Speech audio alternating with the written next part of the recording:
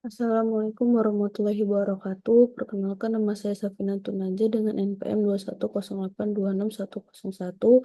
Ingin mempresentasikan mind mapping special sense yang berjudul tentang otitis media akut. Ini dimulai dari definisi dan etiologi. Dari definisi OMA itu dia sendiri, dia merupakan peradangan sebagian atau seluruh mukosa telinga tengah atau tuba Eustachius, anteromastoid dan sel-sel mastoid. OMA ini terjadi karena faktor pertahanan tubuh ini terganggu. Subadan tuba Eustachius merupakan faktor penyebab utama dari otitis media. Karena fungsi tuba Eustachius terganggu, pencegahan invasi kuman ke dalam telinga tengah juga terganggu, sehingga kuman masuk ke dalam telinga dan terjadi peradangan. Selanjutnya untuk klasifikasinya itu sendiri itu yang pertama ada stadium okusi, yaitu terdapat tanda okusi vulva Eustachius, yaitu gambaran retraksi membrana timpani akibat terjadinya tekanan negatif di dalam telinga tengah akibat absorpsi udara. Selanjutnya stadium hiperemis, yaitu tampak pembuluh darah yang melebar di membran timpani atau seluruh membran timpani tampak hiperemis, serta edem sekret yang telah terbentuk mungkin masih bersifat eksudat yang serosa sehingga sukar terlihat. Selanjutnya ada stadium sporatif, yaitu terdapat edem yang hebat pada mukosa telinga tengah dan hancurnya sel epitel superficial, serta terbentuknya eksudat yang purulen di kavum timpani, menyebabkan timpani menonjol atau bulging ke arah liang telinga luar. Selanjutnya yang terakhir ada stadium perforasi karena beberapa sebab seperti terlambatnya pemberian antibiotik atau virulensi kuman yang tinggi. Maka dapat terjadi ruptur membran timpani dan nanah keluar mengalir dari telinga tengah ke liang telinga luar. Selanjutnya untuk etiologinya itu sendiri, penyebab utama pada OMA yaitu bakteri piogenik seperti Streptococcus hemolyticus, Staphylococcus aureus, pneumococcus. Selain itu juga terkadang ditemukan Haemophilus influenza, E. coli, Streptococcus anhemolyticus, Proteus vulgaris, dan Pseudomonas aeruginosa. Selanjutnya untuk faktor resikonya itu sendiri dapat mengenai seluruh kelompok usia. Keadaan ini lebih umum dijumpai pada anak kurang dari 7 tahun. Dapat dipengaruhi oleh faktor anatomi dari tuba Eustachius pada anak yang lebih pendek, lebar, dan lebih horizontal posisinya. Keadaan anatomis tersebut memfasilitasi transmisi patogen dan nasofaring ke telinga tengah sehingga meningkatkan resiko OMA. Seiring anak menjadi lebih tua, dasar tulang tengkorak atau basis kranii akan memanjang ke bawah dan meningkat sudut tuba Eustachius perlahan-lahan. Dari kira-kira 10 derajat saat bayi menjadi 45 derajat saat usia dewasa. Panjang dari tuba juga meningkat seiring individu bertumbuh dari ukuran 13 mm menjadi 35 mm saat dewasa. Untuk patogenesisnya itu sendiri, perjalanan penyakit otitis media akut ini dia berhubungan dengan anatomi dan fungsi dari tuba Eustachius. Epitel tuba Eustachius ini merupakan mekanisme pertahanan awal terhadap kolonisasi patogen dari nasofaring. Eh, Selanjutnya, epitel tersebut dia mengandung lisozim yang merupakan protein dengan sifat antimikroba yang dikelilingi dengan sel-sel goblet yang memproduksi mukus serosa dan mukoid. Pada anak, tuba Eustachius yang lebih pendek dan datar menjadi alasan lebih mudahnya terjadi otitis media.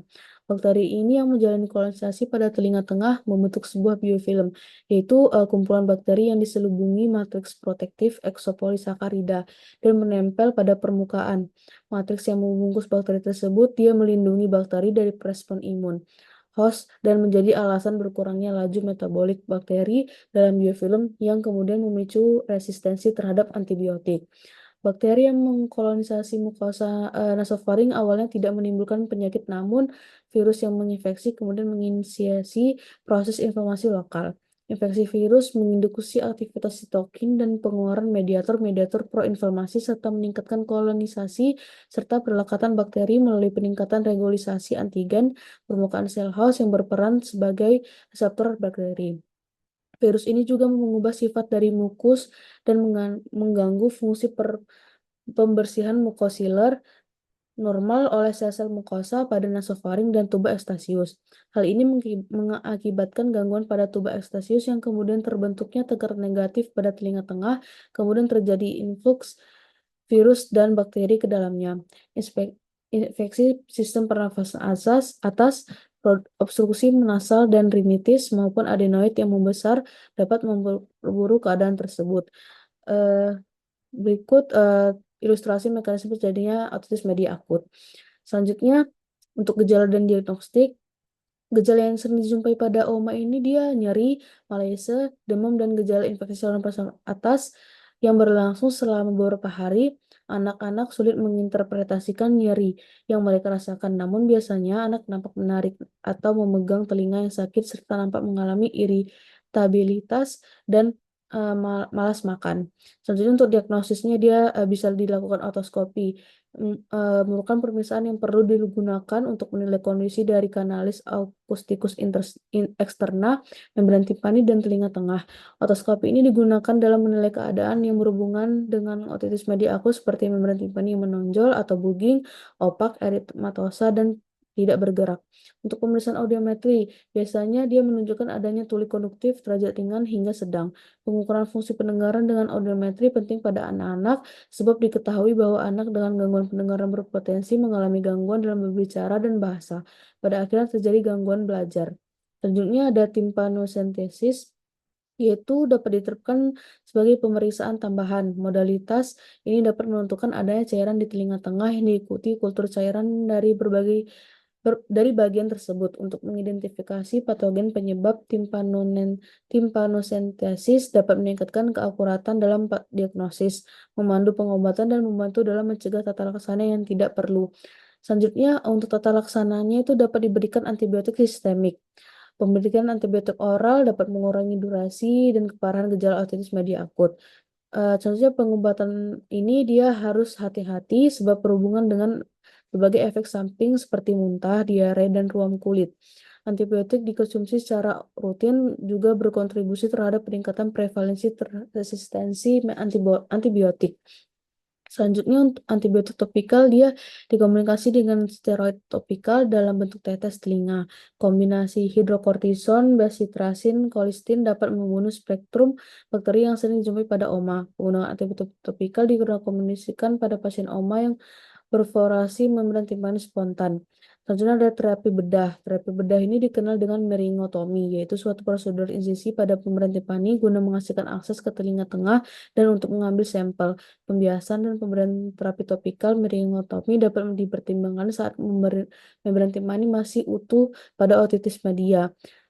Timpanosentesis dia merupakan modalitas lain selain meringotomi dan dianggap sebagai intervensi yang aman. Selanjutnya, dia dilakukan masukan jarum berukuran kecil pada membran timpani hingga mencapai ruang telinga tengah. Jarum juga digunakan untuk mengaspirasikan cairan berakumulasi yang kemudian mengurangi nyeri pada telinga tengah setelah drainase, serta memaksimalkan penghantaran antibiotik pada ruang telinga tengah yang terinfeksi. Selanjutnya, untuk komplikasi dari OMA, dia intratemporal atau intrakranial. Komplikasi intratemporal ini dia mencakup penurunan pendengaran, gangguan keseimbangan, dan vestibular, perforasi membran timpani akut, mastoiditis, petrositis, labyrintitis, dan paralintis nervus facialis. Selanjutnya untuk komplikasi intrakranial dia mengancam nyawa yang dapat terjadi jika tidak dilakukan penanganan OMA yang memadai seperti meningitis, abses epidural, emphysema subdura, encephalitis, otitis vokal, hingga abses otak pada anak. Gangguan berbicara dan berbahasa serta perkembangan anak dapat terganggu akibat dari OMA yang gagal pengobatan atau tidak berespon dengan terapi antibiotik. Selanjutnya yang terakhir itu dia ada prognosis dan edukasi.